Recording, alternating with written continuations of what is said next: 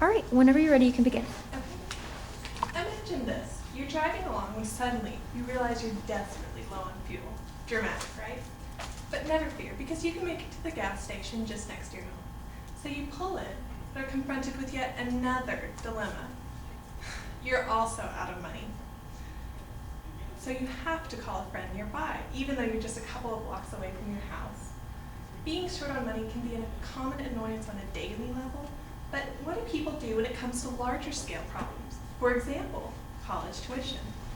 Students often take classes at local colleges or courses online to try and save money, but ultimately 66% of students graduating in 2007 said that they did accept some sort of financial aid, according to the National Center for Educational Statistics. The lowest estimated cost of attendance for a four-year education is approximately $52,162, according to College Board. Now, College Board has been around since 1900, dedicated to expanding access to higher education. This amount, this $52,000, is not pocket change, and people often find that using federal aid is an excellent way to gain their formal education. Today we'll look at three forms of financial federal aid. The first one we'll look at is grants. The next one we'll examine are the more commonly known student loans. And finally, we'll look at the work-study program. To begin, let's examine what makes a grant a unique form of federal financial aid. Now, a grant, according to the U.S. Department of Education, is free money given for college education that usually does not have to be repaid. Now, one of the longest running public opinion polls, the Harris poll, conducted a survey funded by the Sallie Mae Fund and found that 2/3 of families did not think that they were qualified for grants. Now, why could this be? Well, let me tell you, it could be because of the 8 pages of paperwork you have to fill out to become eligible for a grant. And families often report being confused by the wording in the question and quickly assume that they're not eligible.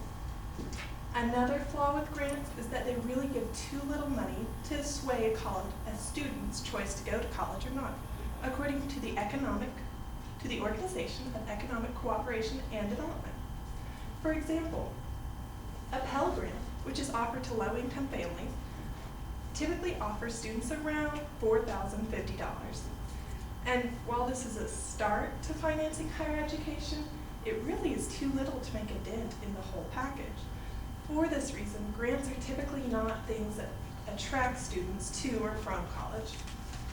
The problem with grants today is that they're underfunded and overly wanted.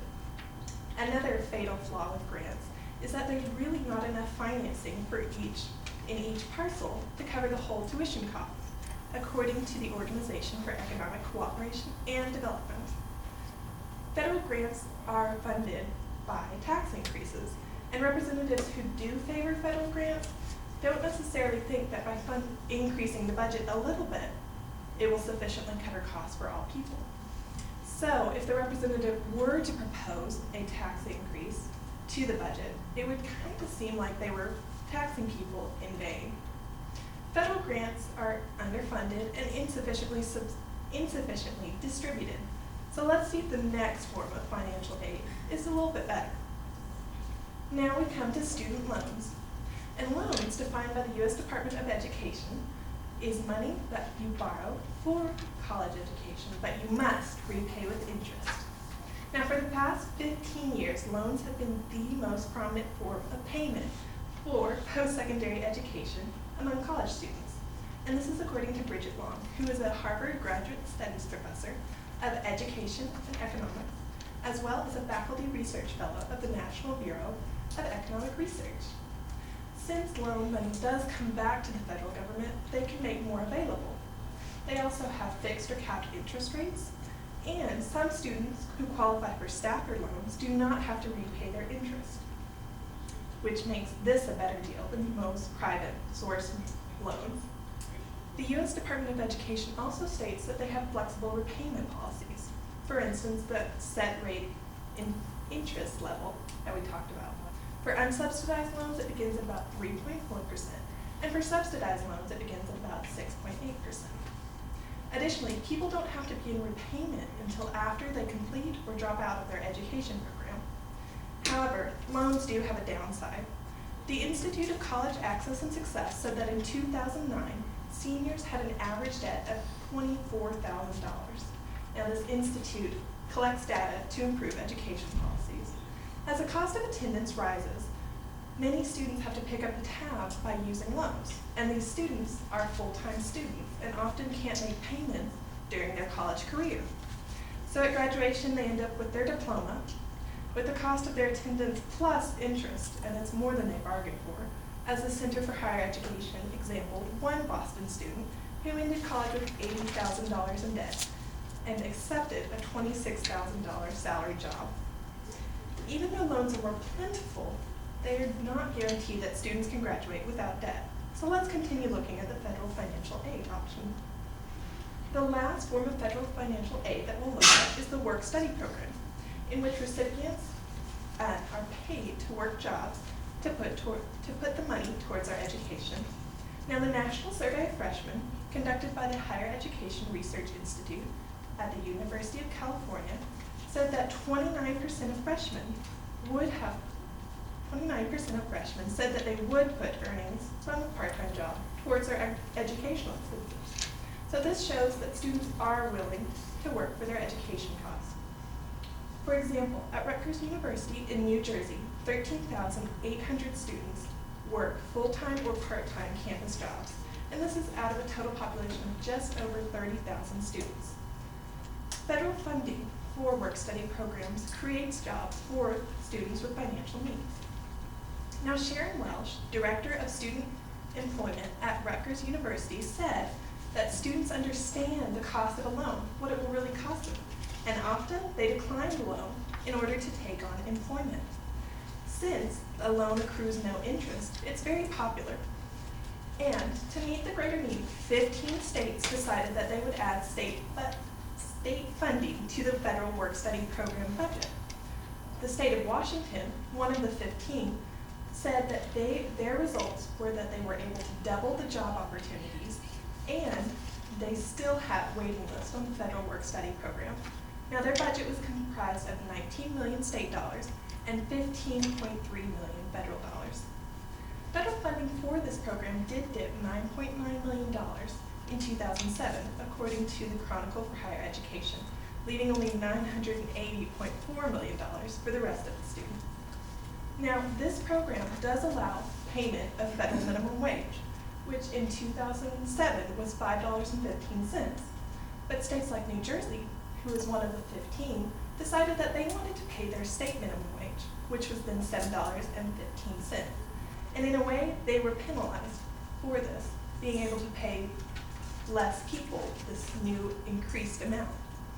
Now, with the federal and state minimum wages about equal at $7.25, it's not as much of a problem, but still, they can pay less new workers for this increased rate.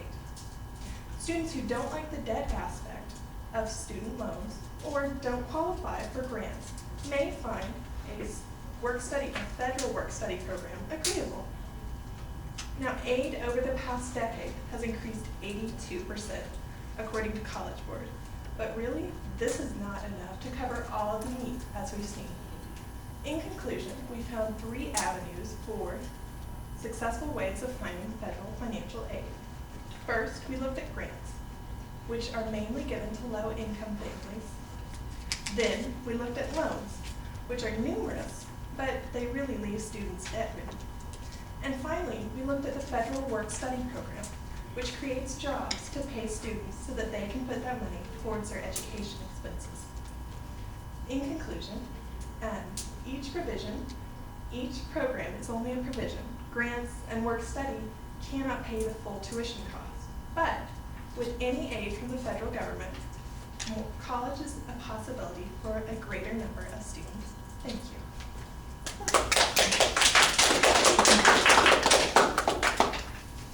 9:32. Thanks. Take some questions, Karsten. All right.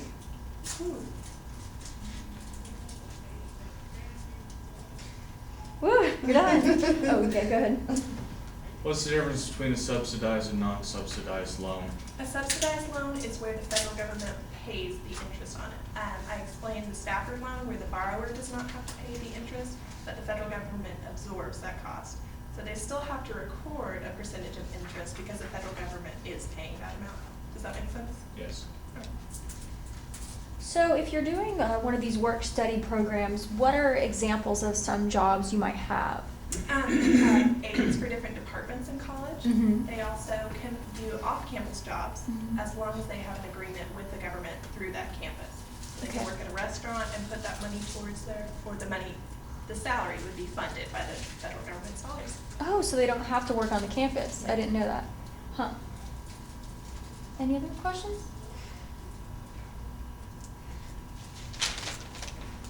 Let's see, we gotta get one more. I'll ask.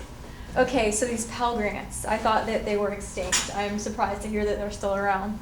Do you have any idea, I'm sorry if you already said this, do you have any idea how many are actually still being given these days? Because I never hear about anyone getting one of these. I don't know how many are given. I do know a couple other things about them. Okay. The max that was given out in 2011 was $5,050. And they just increased the budget with the healthcare bill, $40 billion. So Mhm. the money's going somewhere. Mhm. I don't know many people with Pell Grants, so. Okay, so it's just 5,000 per person? Yes, that's the max. Well, it's something, I guess, you know, To start. it's a start. Any other questions? Okay, yay. Good to be done, huh? Yeah. Huh. All right, let me get this record.